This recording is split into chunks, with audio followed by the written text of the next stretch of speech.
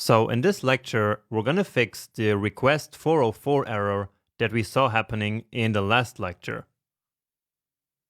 And so as we saw in the last video, the problem here is that during the fetch, there was a 404 error, which is because our API couldn't find any country with this name. But still, even though there was obviously a big problem with this request, the fetch function still did not reject in this case. And by the way, many people, and that includes myself, think that in this case, the promise should actually be rejected right away. But again, it just doesn't, and so we will have to do it manually. So to see what happens here, let's go back to this first then handler here, which gets access to the response immediately, so without even the data. So here I'm adding back a block, and let's take a look at the response here. And also, since we added back the block, we now need to return this explicitly. So again, for now, we are just taking a look at the response object here. And so here it is. And so right here, you can see that the OK property is set to false. And so the reason for that is, of course, this status code 404. Now, when the request goes well, and so that's what's going to happen when I click here. So then if we take a look at the response, OK is true, and that's because status is 200. And so 200 literally stands for OK. So we can now use the fact that this response has the OK property set to false to basically reject the promise ourselves manually. All right? So we can do that by creating a new error. So we can say if there is no response.ok, or in other words, if response.ok is false, then we write throw new error, and then here we can define an error message. So let's write a very logical message here, which is country not found.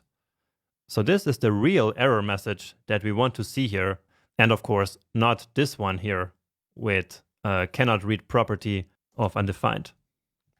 And here we can then also take the status code and display it as well.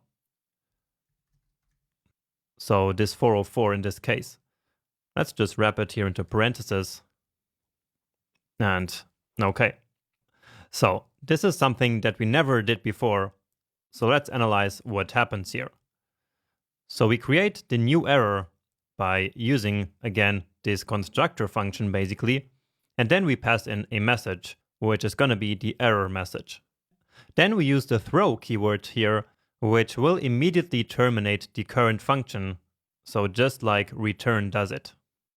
Now, the effect of creating and throwing an error in any of these then methods is that the promise will immediately reject.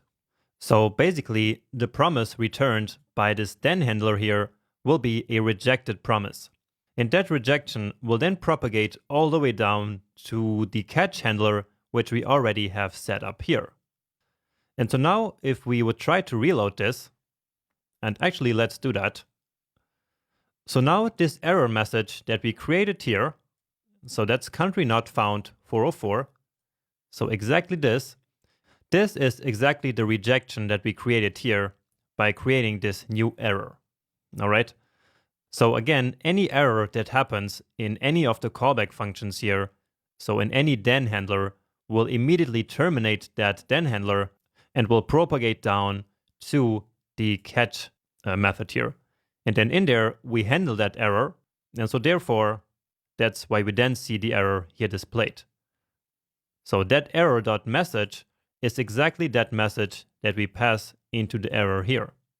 And in fact, the same is true for any other error. So before we had this, the error that we saw was this one here. And that's because somewhere in the render country function, we are trying to read the flag from the data that we received. But the data that we received did not contain this flag. And so therefore it created this error, and then that error caused the rejection of the promise, which was then one more time handled down here. Okay?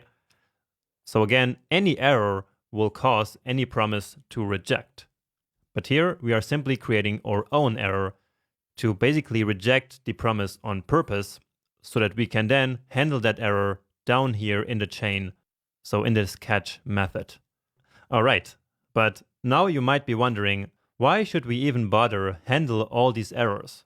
Isn't that just a bunch of work and a waste of time? Well, first, handling these errors is the only way in which we can actually display an error message like this on the screen for the user. But even more important, it's just a really bad practice to leave these rejected promises like hanging around without handling them.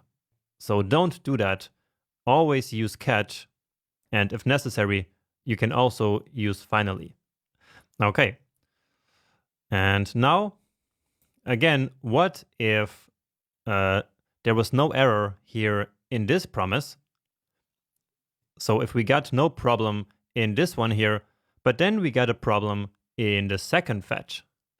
So let's say that we don't do this, and so we have a reasonable country, which is Portugal, when we click on the button. But then here, let's say that the neighbor is not this one, but this country code, which I'm sure does not exist.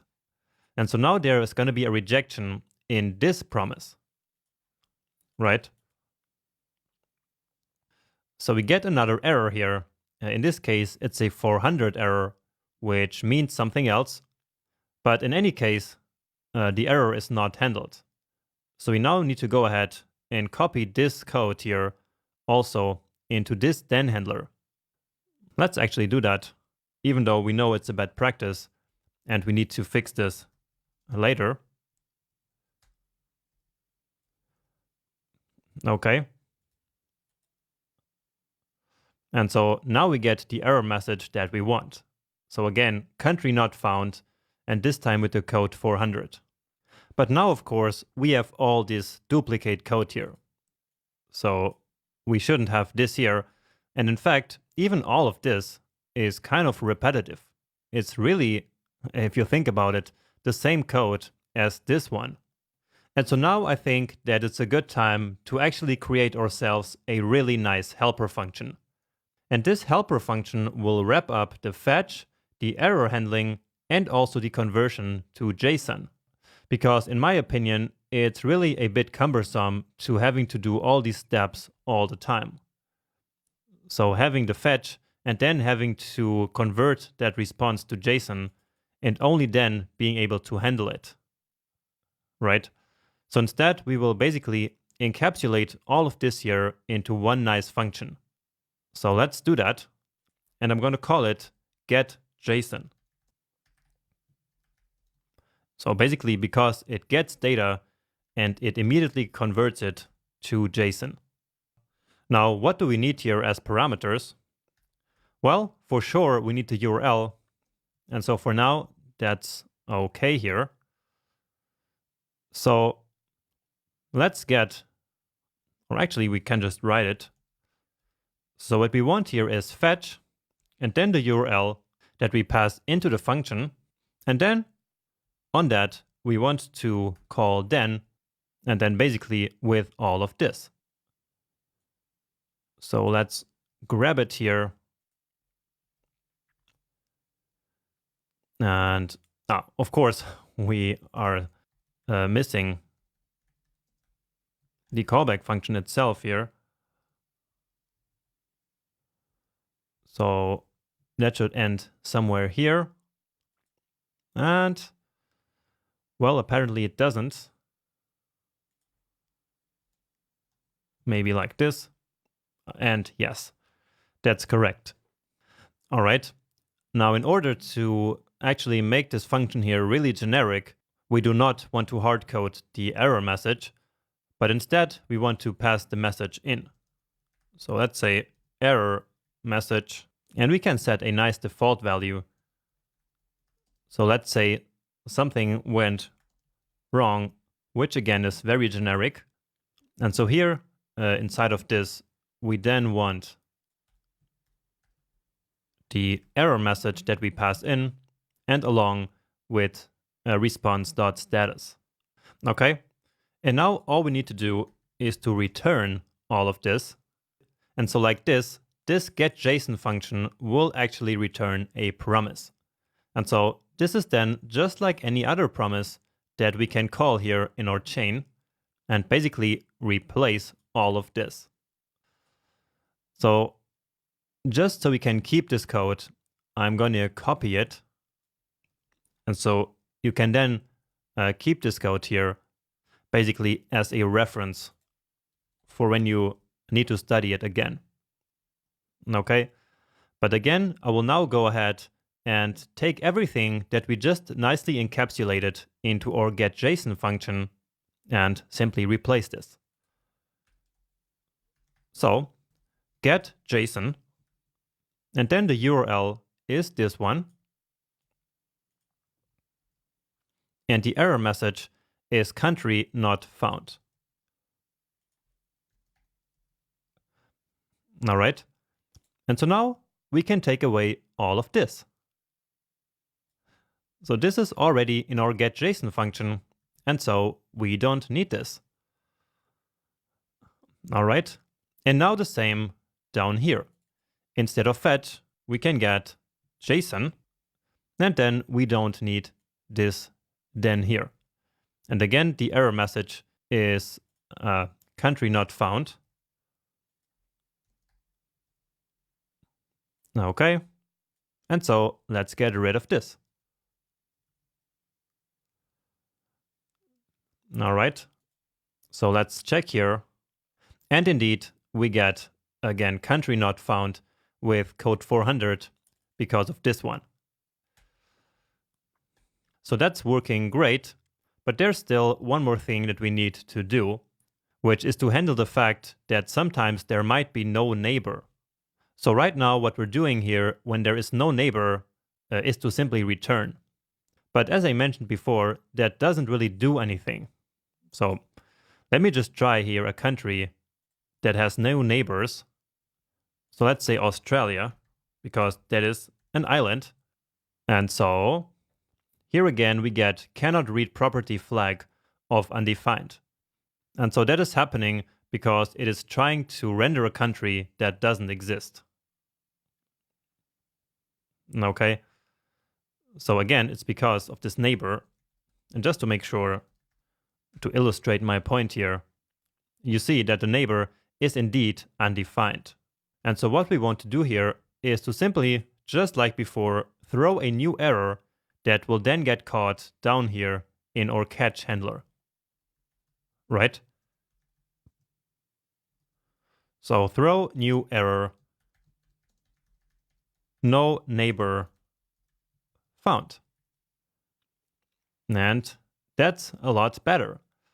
So now this is a real error message that actually makes sense to the user. Of course, this could be all a bit better, but this is just a demonstration anyway.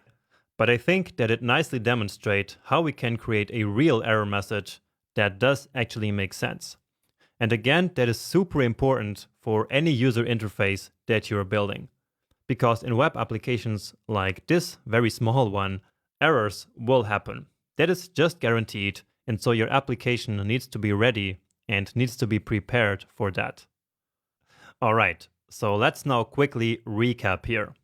And I think that the big takeaway from this lecture is that whenever we want to create some error that we want to handle down here in the catch handler, all we need to do is to throw and create a new error just like we did here.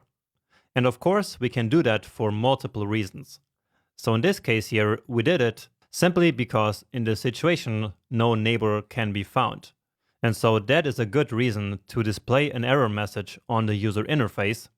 And since we do that down here in our error handler, the best way of doing that is to indeed throw an error. And remember that this works because throwing an error inside of this callback function of this then method will immediately reject this promise. And so then that rejected promise will travel down the chain until it is eventually caught somewhere. So again, in this case, it is right here in this catch handler. So when working with real applications in the real world, really make sure to keep this technique in mind because it's really important.